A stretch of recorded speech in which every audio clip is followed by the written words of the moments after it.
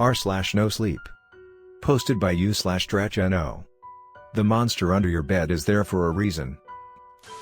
It was always there for as long as I can remember. Even when I was a small baby, I think I saw it hiding beneath my cradle. I can't be sure about that, of course, given the earliest thing I can remember is when I was 4. I remember seeing a dark shadow open my window and crawl inside before sliding beneath my bed. The sight completely terrified me. Of course, I couldn't even muster the courage to get out of bed. I couldn't even find my voice to call out to my parents. I just huddled beneath the sheets, fully aware that there was something below where I was sleeping. When I woke up the next morning and managed to steel myself enough to take a look, there was nothing there. I told my parents, but as you'd expect, they chalked it up to my imagination. This didn't occur all the time, mind you. Weeks or even months could pass by where nothing would happen, though I was always too scared to actually try and peek beneath the bed whenever it did happen. Our house was near the woods, which was otherwise really fun, but it made me occasionally wonder just what it was that was doing this. Was there some strange lizard or forest man hiding out in the woods? I could only assume that was where that thing came from, given that was the direction the window in my bedroom faced. Now, many of you might be wondering as to why I simply didn't lock my window shut. Well, at the time I was too young to figure out how to do it, and when I finally did get the hang of it, I would almost always find that one of my parents had undone the lock at one point to let some fresh air and sunlight in. And truth be told, my room did get uncomfortably hot in the summers. And there would be periods when that monster didn't visit me at all, to the point where I even began to doubt myself as to whether or not it had existed at all. Fast forward a couple of years later, when I was 10 and had thought I had grown up out of my silly childhood fantasies of monsters. I had left the window open and nearly nodded off when I heard a strange sound. To my utmost horror, the window began opening. The lights were off, so I couldn't make out what it was that came in, but it slid underneath my bed. Mind you, about 2 years had passed since the last time I saw that thing, so I had chalked it up to a nightmare by that point.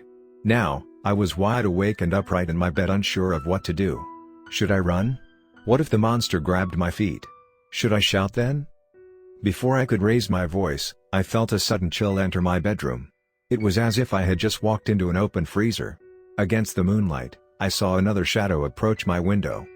If I had been scared before, I was nearly petrified now. I didn't know what that shadow was, but every fiber of my being was screaming at me to run, only I couldn't find it in me to even move. It was then that I heard a voice. "Daniel! Come and hide!" It was a strange, raspy voice. It didn't even sound like something a human could make. Ugh! I screamed as I felt something touch my leg. I looked down to see that the monster beneath my bed had extended a hand to grab onto me. As you can understand, I was completely startled. This had been one of my worst fears, after all, but the hand didn't pull me underneath as I expected. Instead, I just heard the same voice again. "Quick! Hide!" I saw the shadow against my window now nearly blot out any incoming light completely, and the fact that it had grabbed my leg had snapped me out of my stupor.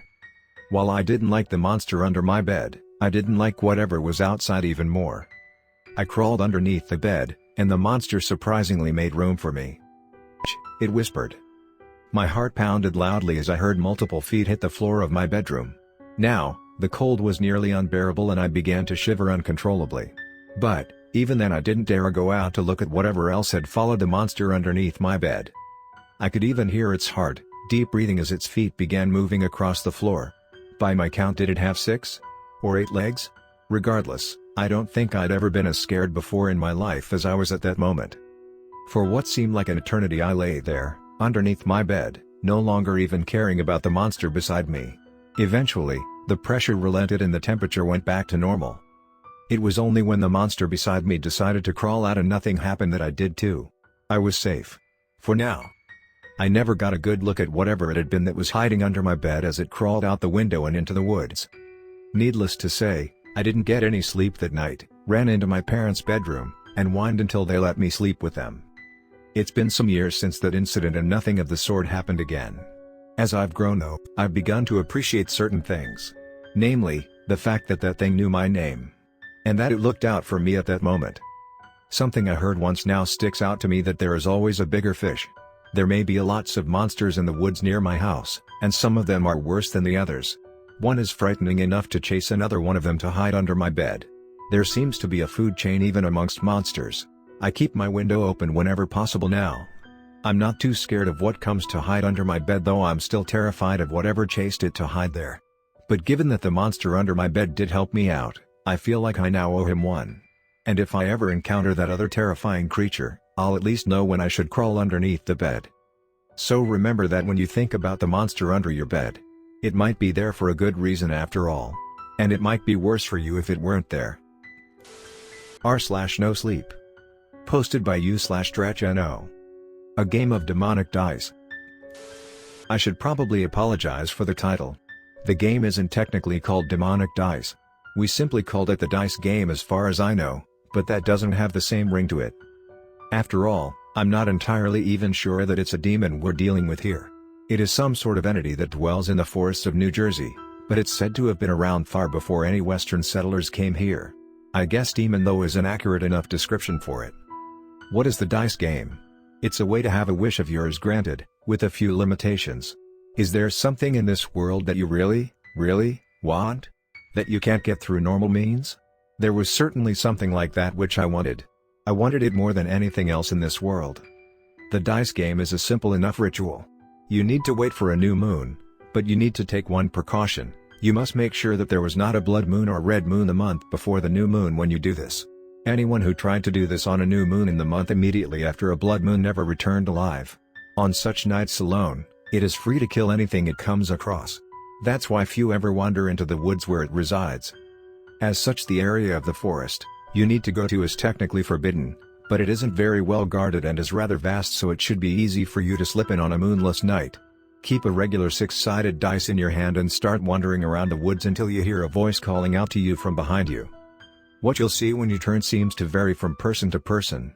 Some people report seeing something like a goatman or Baphomet, if you will. Others see something resembling the Mothman or Frogman. I saw something that didn't look like any of those things. I saw a massive snake the size of a man with 4 arms erupting from its torso. Its head was disfigured and it had 2 extra pairs of eyes. At this point, you are to hold up your dice and say what it is that you wish for. The creature will then say something, and if you agree to its terms you will roll the dice you're carrying. The way it works is that the price the thing demands is greater depending on the nature of your wish and also how badly you want it. If you really want this thing, then the price will be higher. What it says at the beginning is what it wants. If you're lucky and your wish isn't too big, it will simply want to break a few of your bones. For a bigger wish, it might instead want to pull out some of your teeth. If you want something very badly, it might be years taken off your lifespan. Regardless, you only have 2 options, to agree or to run. Don't bother saying no.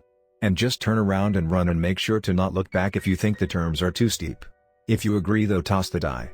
Do not alter it in any way. If you load it or cheat, the thing will know, and it will get angry. I assure you, you do not want that to happen. The number it lands on is how many of whatever it said it will take. If it lands on 4, it will break 4 of your bones. Or take 4 of your teeth. Or take off 4 years from your lifespan. The dice roll only determines the number of things it will take from you, though what it will take is decided earlier. There's no backing out now.